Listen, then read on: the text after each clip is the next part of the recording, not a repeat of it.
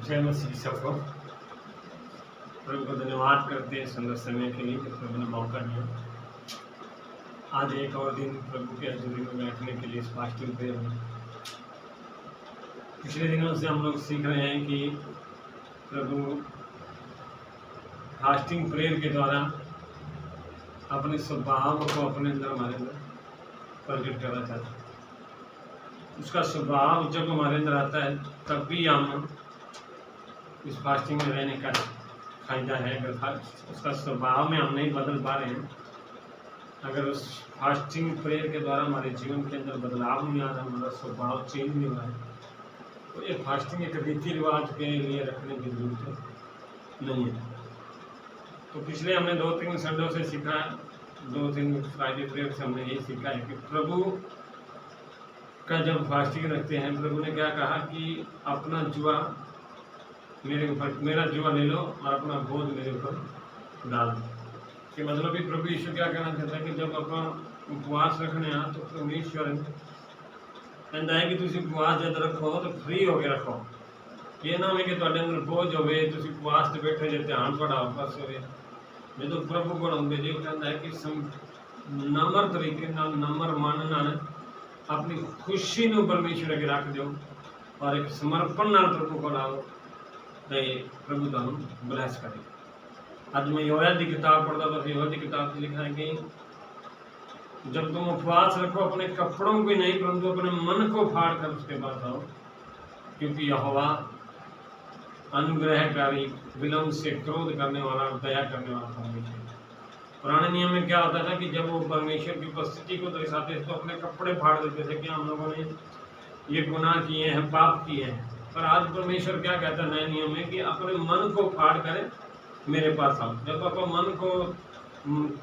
मन को परमेश्वर के सामने खोल देते हैं कि प्रभु आज मेरे जीवन में ये कार्य कर, प्रभु आज मेरे जीवन को इस तरह बदल दे, आज मेरे जीवन की परिस्थितियों को बदल दे।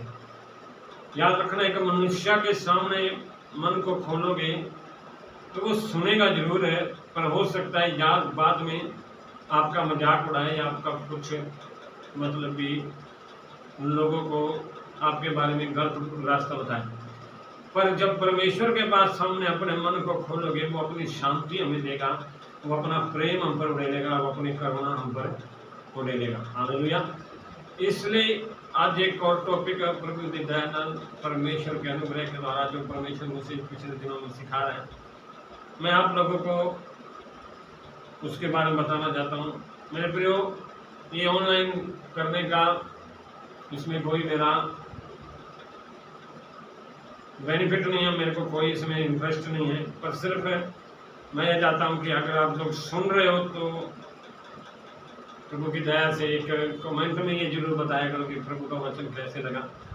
क्योंकि ये शुरुआत है, मैं आगे इसलिए नहीं मतलब कि कल को लोगों को ये बताना चाहता हूँ कि मैं ऑनलाइन के द्वारा कुछ अपने आप को बड़ा बनाना चाहता हूँ।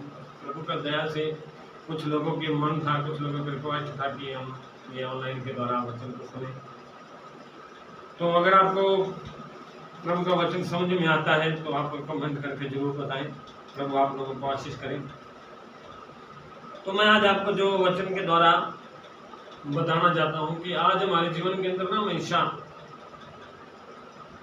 हमेशा हम अपने जीवन में उनको याद करते हैं, उनको स्मरण रखते हैं जहाँ तो जिन्होंने हमारे साथ बहुत अच्छा किया होता है, जहाँ जिन्होंने हमारे साथ हमेशा बुरा किया होता है। या वो दो चीज़ें हमेशा हमारे मन में होती हैं। हम चाहे दूसरों के साथ बोलते कुछ है, रहते कुछ है, खाते कुछ है, पीते कुछ है, पर जब भी कोई दुख परेशानी आएगी, जब भी कोई समस्या आएगी, हम याद उसी को करेंगे जिसको हम हमेशा याद रखते हैं, जिसको हम हमेशा मन में रखते हैं, स्मरण रखते हैं कि यही बंदा मेरा काम कर सकता है। उसी प्रकार जिस दिन बंदे से हम ज़्यादा नफरत करते हैं, उसी के मन को हम अपने अंदर लेकर रखेंगे। चाहे लोग उसके बारे में कितना भी अच्छा बोलें, कितना भी उनके बारे में तारीफ करें, फिर भी हमारे अंदर ना मतलब भी वो बंदे के लिए नफरत हमारे अंदर बैठी रहेगी। याद रखना, अगर आप किसी के बारे में अच्छा सोचते हो, किसी को प्रेम से याद करते हो, तो परमेश्वर का प्रेम, अनुग्रह, करुणा दया और नम्रता, धीरज, संयम, ये सारे फल आपके पास हमेशा रहेंगे। पर अगर आप किसी को नफरत से याद करते हो, नफरत आपके अंदर किसी के लिए भरी पड़ी है, तो याद रखना जलन, कड़वाहट, बुरे ख्याल, गुस्सा और भी इनके जैसी बहुत सी चीजें हैं जो आपको ज्यादा नफरत करने की ओर लेकर जाती है। और याद रखना ये जब मतलब भी जब हम किसी को याद करते हैं, किसी चीज को सम्मान करते हैं, तो उसके बारे में हम चाहे सोच नहीं होते, पर उसके ख्याल हमारे मन में होते हैं। हम ख्यालों में उसको पकड़े रहते हैं कि ये मेरे को करना है, ये मेरे को करना है, ये मेरे को करना है। हमारे मन में किसी के बारे में अगर नफरत बैठी हुई, चाहे वो बंदा सामने वाला बदल भी चुका हो, फिर भी हमारे मन में हमेशा उसके लिए क्या रहेंगे, गलत ख्याल रहेंगे, गलत विचार रहेंगे, गलत सोच बैठी रहेगी हमारे में। इन दो चीजों से छुटकारा पाने के लिए हमें क्या करना चाहिए? कहते हैं कि अगर किसी चीज से छुटकारा पाना चाहते हो तो यीशु मसीह है जो अद्भुत छुटकारा देने वाला परमेश्वर।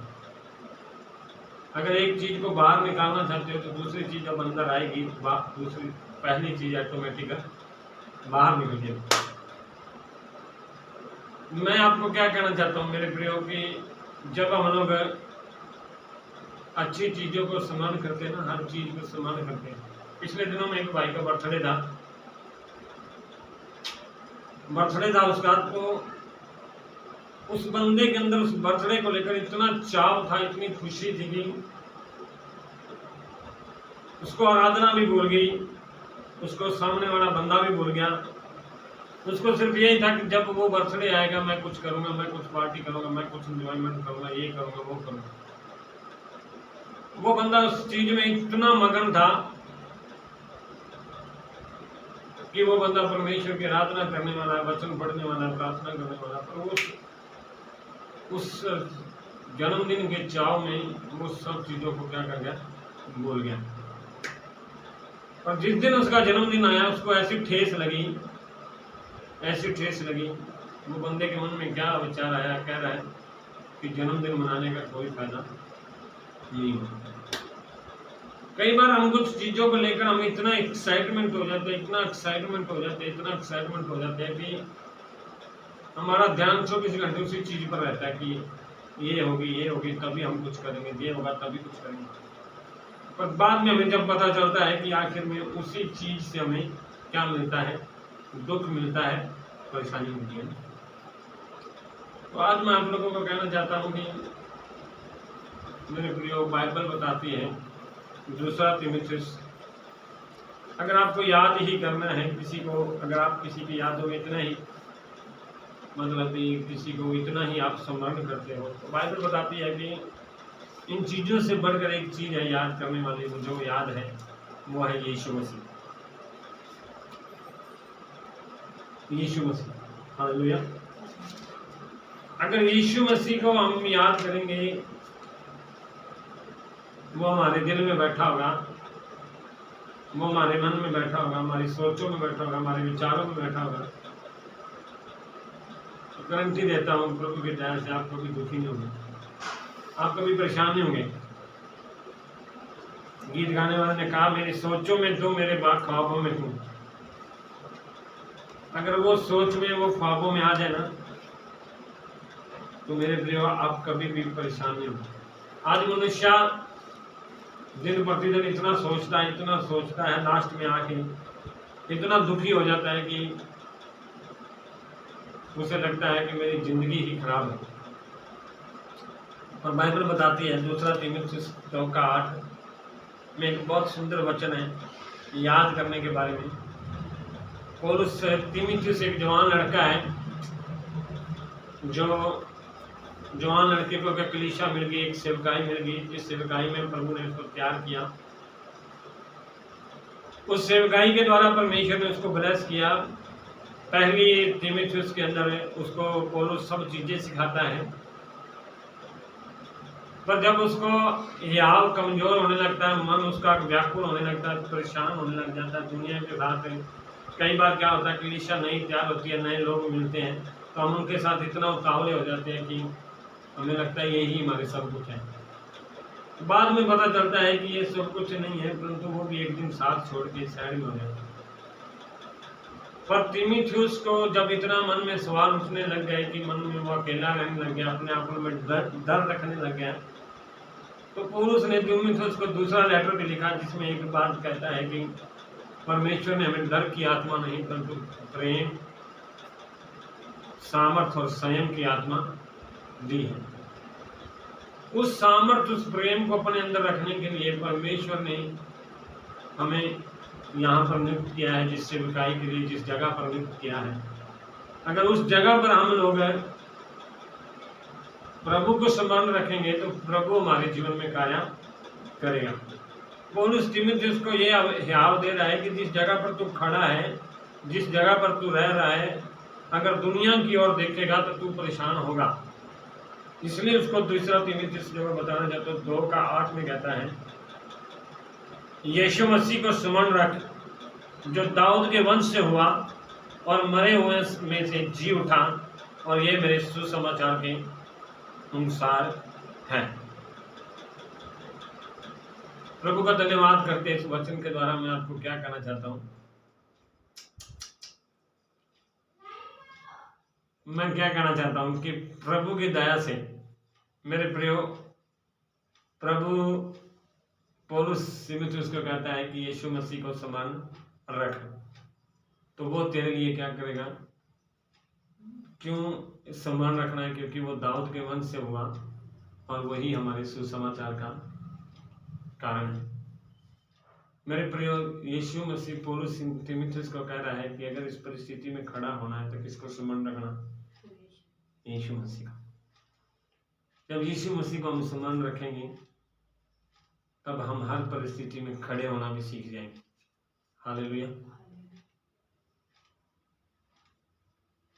यहोशू को परमेश्वर कहता है, जब वो मूसा के साथ रह रहा था पुराने नियम के अंदर, तो इजरायली लोग बार बार कुड़कुड़ाते थे, बार बार अपने आप को मतलब भी छोटी सी समस्या होती थी आकर जो मूसा पर आके बुड़बुड़ाते थे कि तूने हमें क्यों लेकर आ गया, क्यों लेकर आ गया, क्यों लेकर आया।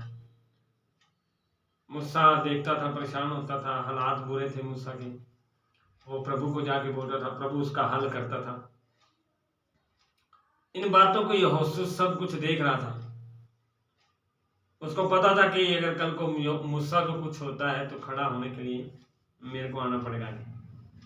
तो वही बात हुई, जब मूसा मर गया तो परमेश्वर ने यहोशू को कहा कि तू अब इसको इजरायलियों को आगे लेकर जाएगा। यहोशू के अंदर विचार चल रहा है कि इतनी ढीठ जाती है, इतने आलसी लोग हैं, बुड़बुड़ाने वाले लोग, इनको मैं कैसे लेकर जाऊं। पर परमेश्वर उसको एक वचन देता, व्यवस्था भी यहोशू की किताब 1:8 में, कि व्यवस्था की यह किताब पुस्तक है, तेरे चित्त से न उतरने पाए। जैसे मैं मूसा के संग रहा वैसे मैं तेरे संग भी रहूंगा, और दिन रात इसी पर ध्यान लगाए रखना, तब तू जो कार्य करेगा वो तेरा कार्य सफल होगा। पुराने नियम में कहा कि व्यवस्था को क्या रखना? अपने चित्त में लगाए रखना। पर नए नियम में पौलुस क्या कहता है तीमुथियुस को? यीशु मसीह को समान रखना। अब देखो, पुराने नियम के अंदर व्यवस्था, नए नियम के अंदर यीशु मसीह। अब दोनों को क्या हो गया? परमेश्वर ने क्या बोला यूहन्ना रचित सुसमाचार में, आदि में वचन था, वचन परमेश्वर के साथ और वचन ही परमेश्वर था। मेरे प्रियो, जो अवस्था पुराने नियम में वचन था वही नए नियम में यीशु मसीह वचन प्रकट होकर हमारे बीच में आ गया। मैं आपको क्या कहना चाहता हूँ, अगर यीशु को स्मरण रखोगे, दिन रात उस पर ध्यान लगाओगे, तो आपके सब कार्य क्या होंगे? सफल होंगे। हालेलुया। अगर आप एक शादी को एंजॉयमेंट करने वाले लोग हैं, यीशु मसीह को स्मरण रखना हमें क्यों जरूरी है पता है? हम माफी के काबिल नहीं थे, परंतु उसकी करुणा जो हम पर प्रकट हुई ना, हम उस गड्ढे में पड़े हुए थे जिसमें कोई निकालने वाला नहीं था। बाइबल बताती है हम भेड़ों के समान भटके हुए थे, पर उससे यीशु मसीह ने हम पर क्या कर दिया, अपनी करुणा कर दी। जब उसने अपनी करुणा हम पर कर दी, हमें उस गड्ढे से बाहर निकाला, तो उस राजगद्दी पर बैठा के बोला ये आज से लेकर मेरी संतान है। उसी यीशु मसीह को सम्मान करते हुए जब हम चलते हैं, तभी हमारे जीवन में परमेश्वर आशीष देना शुरू कर देता है। अब बाइबल बताती है कि हम, कई लोगों का सवाल होता है कि चलो संडे वाले दिन तो यीशु को सम्मान करें, प्रार्थना की जरूरत हो तब तो यीशु मसीह को सम्मान करें, है ना।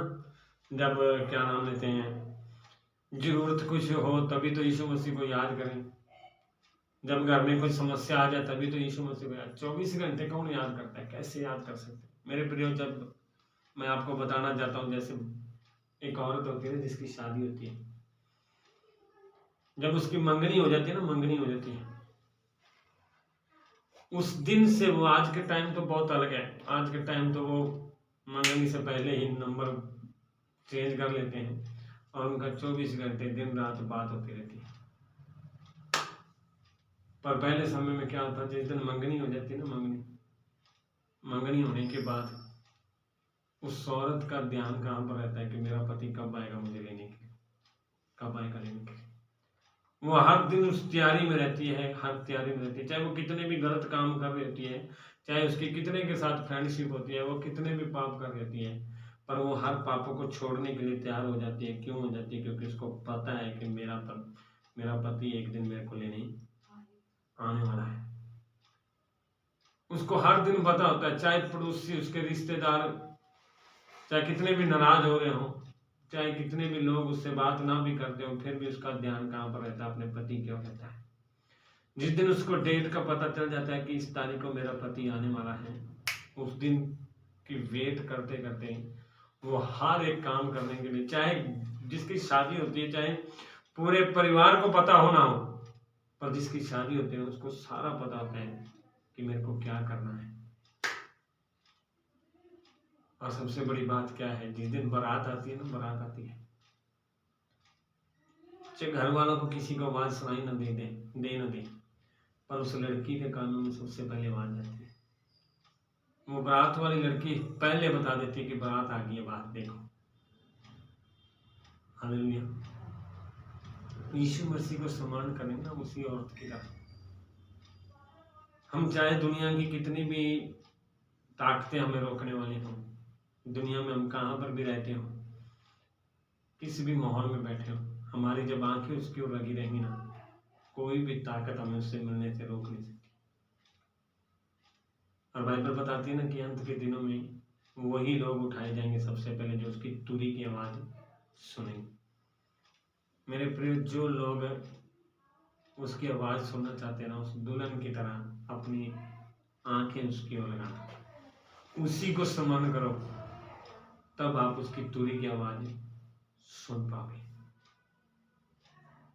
हम कई बार सोचते हैं हमारे जीवन में इतने पाप हैं, इतने गुनाह हैं, इतने गुनाहों के बीच में यीशु हमें कैसे, हम यीशु में सम्मान रख सकते हैं, कैसे उसमें चल सकते हैं। हम तो इतने पाप करने वाले हैं, इतने गुनाह करने वाले हैं, चुगलियां करने वाले हैं, बात बात में लड़ाई करने वाले हैं। मेरे प्रियो, प्रभु सब देख रहा है। जिस दिन प्रभु ने आपको चुना ना, उसने आपकी हर एक पन्ने को लिख डाला था। उसे पता था कि ये कब पुराने जमाने में कैसा था, अब ये कैसे बढ़ेगा। एक छोटा सा मैं उदाहरण दूंगा। आपको जब कोई बेटा पैदा होता है ना, बेटा पैदा होता है, पैदा होते ही आप उसे नहीं कहते कि आप चलना शुरू करो, आप उसकी वेट करते हो। आप उसको जितनी भी बार वो बीच में बाथरूम करता है, जितनी भी बार वो लैट्रिन करता है, चाहे कुछ भी करता है, आप उसे साफ करते हो, क्योंकि आपको पता है भी वो बच्चा है। उसी प्रकार मसीह यीशु भी आने तक आप लोगों की वेट करता है कि ये कभी गलती करेगा फिर उठेगा, फिर गलती करेगा फिर उठेगा। पर जब तक हम लोग उसकी ओर ध्यान रखते हैं ना, हम खुद जब तक गलतियों से निकलने की कोशिश नहीं करते ना, जब तक हम उसको सामने रखेंगे ना, हम उस गलती से बाहर निकल नहीं पाएंगे। वह औरत और रिश्तेदार उसके साथ कितने भी झगड़ते हैं, परिवार वाले कितने भी झगड़ते हैं, फिर भी वो अपने पति को मिलने के लिए वेट करती है। उसी प्रकार जब हम लोग यीशु को स्मरण करेंगे ना, यीशु को याद करेंगे, यीशु के आने की बाट जोएंगे, तो हम भी हर परिस्थिति में उसके संग खड़े हो जाएंगे। बाइबल में कहाँ लिखा, पहला यूहन्ना उसका 3 अध्याय में लिखा है, जो कोई यीशु मसीह की बाट जोता है वो वैसा ही पवित्र करता है जैसा वह पवित्र है। मेरे प्रियो, हम लोग अगर यीशु को स्मरण करना है ना, यीशु हमारे पापों के लिए मरा है। हम जानते हैं कि हम लोगों ने पाप पुराने नियम में, पुराने समय में बहुत किए हैं। अगर हम पापों को याद करें तो आज हम माफी के काबिल नहीं थे, परंतु उसने अपनी करुणा हम पर ले ली है। एक दिन आप करोगे पाप, 2 दिन करोगे, 3 दिन करोगे, पर जब हर दिन आप यीशु को स्मरण करके उसके साथ जाना शुरू कर दोगे ना, एक दिन वो पाप छोड़ के आपको चला जाएगा। मैं आपको एक बात बताऊं, कुछ पाप होते हैं जो हम लोग ना खुल के करते हैं, कुछ पाप होते हैं हम छिप छिप के करते हैं। जो छिप के पाप करते हैं ना, वो सबसे खतरनाक होते हैं। क्यों खतरनाक होते पता है? शैतान उस पाप को इसलिए नहीं आपके सामने खुल के आने देता, क्योंकि उसको पता है कि ये बंदा बढ़ गया ना, बंदा बढ़ गया तो ये कुछ ना कुछ करके छोड़ेगा। इसलिए वो क्या करता है, आपको बाहर से तो मजबूत करता है, पर अंदर से आपको खोखला बना देता है। इसलिए हम लोग जो छुप छुप के पाप करते हैं ना, वो सबसे खतरनाक होते हैं। पर मेरे प्रिय, जब हम यीशु को स्मरण करेंगे, चाहे परिस्थिति कैसी भी हो, चाहे हालात कैसे भी हो, जब हम हर परिस्थिति में प्रभु के साथ खड़े होना शुरू हो जाएंगे, तब पवित्र आत्मा हमें मदद करेगा उसके साथ चलने की। हालेलुया।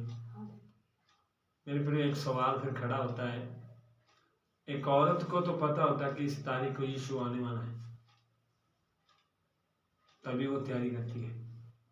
सॉरी, उसको पता होता है कि उसका पति आने वाला है, तभी तो वो तैयारी करते हैं। हमें तो नहीं पता कब यीशु आएगा, हम तैयारी कैसे करें? हाँ, उसका भी उत्तर बाइबल में है। बाइबल कहती है कि यीशु मसीह गली गली घूम रहा था, गली गली फिर रहा था, चमत्कार दिखा रहा था, और वहां पर कुछ यूनानी लोग थे जो ज्ञान को ज्यादा मानते थे, ज्ञान में चलने वाले लोग थे। वो लोग आकर चेलों से पूछते हैं, जबकि चेले यीशु के साथ नहीं थे, यीशु चेलों के साथ था। ये आप ध्यान रख लेना बात को, हम यीशु के साथ नहीं है, यीशु हमारे साथ है, तभी हम आगे बढ़ रहे हैं। अगर हम यीशु के साथ होते ना, तो हमें किसी प्रकार का कोई चिंता डर नहीं था। वो चेलों को क्या पूछ रहे हैं कि हम यीशु को क्या करना चाहते हैं, देखना चाहते हैं। हैरानगी वाली बात है कि जो बंदा सबके सामने घूम रहा है, उसे लोग क्या करना चाहते हैं, देखना चाहते हैं। और यीशु ने वहां पर कितना सुंदर जवाब दिया पता है, जब तक गेहूं का दाना मर नहीं जाता, तब तक वो फल लेकर नहीं आता।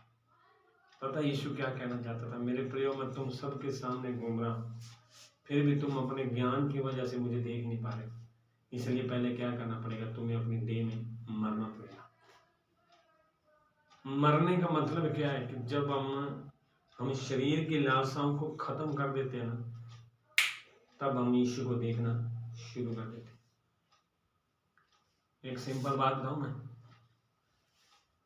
इससे पहले कि लोग यीशु को बादलों में आते देखें, इससे पहले कि लोग यीशु को बादलों में आता देखें, उससे पहले लोग यीशु को आपके अंदर देखना चाहते हैं। उससे पहले लोग यीशु को हमारे अंदर देखना चाहते हैं। अगर हम उस यीशु को स्मरण करके आगे बढ़ेंगे ना, तो हर दिन हम उसके जैसा बनने की कोशिश करें। गुनाह होंगे, पाप होंगे, पर परमेश्वर हमें उस पापों से आजाद करके हमें हर दिन क्या करेगा, नया बनाएगा। हम लड़ाइयाँ करेंगे, झगड़े करेंगे, पर फिर भी पवित्र आत्मा हमें हर दिन उन चीजों से छुटकारा देकर नया करे। मेरे प्रिय, याद रखना, कोई भी एक दिन में पापी नहीं होता, ना एक दिन में कोई धर्मी होता। हम धर्मी नहीं थे, पर यीशु के लहू के द्वारा हम धर्मी ठहरे। आज ना कोई व्यवस्था, ना कोई उपवास, ना कोई बड़ी देर तक प्रार्थना करने वाला धर्मी ठहर सकता है, पर धर्मी वही ठहर सकता है जिसको यीशु मसीह धर्मी ठहराए। अगर आपके जीवन में यीशु नहीं है तो आप जितना मर्जी जोर लगा लो, आप धर्मी नहीं बन सकते। यीशु को स्मरण करने का मतलब क्या है कि जो भी काम प्रभु मैं नहीं कर सकता, पर तू अगर मुझ में होकर करे तो मैं कर सकता हूँ। कई बार हम कुछ चीजों को ना हम खुद छोड़ने की कोशिश करते हैं। कई बार हमने वचन सुना, हम मन फिराते हैं कि प्रभु आज से मैं नहीं करूंगा, आज से मैं गलती पाप नहीं करूंगा, पर क्या होता है 2 दिन ठीक होते हैं, फिर अगले दिन वही पाप करते हैं। पर जब यीशु मसीह हमारे अंदर आ जाता है तब हम उस पाप से क्या करते हैं, आजाद हो जाते हैं। इसलिए बाइबल कहती है तू अपनी समझ का सहारा ना लेना, वरन संपूर्ण मन से यहोवा पर भरोसा रखना। मैं अपने बारे में बताऊं तो मेरे प्रिय, पिछले दिनों में कुछ ऐसी चीजें थी मेरे जीवन में जिनको छोड़ना बड़ा मुश्किल था। यही 6 महीनों से मैं आजाद हुआ उन चीजों से।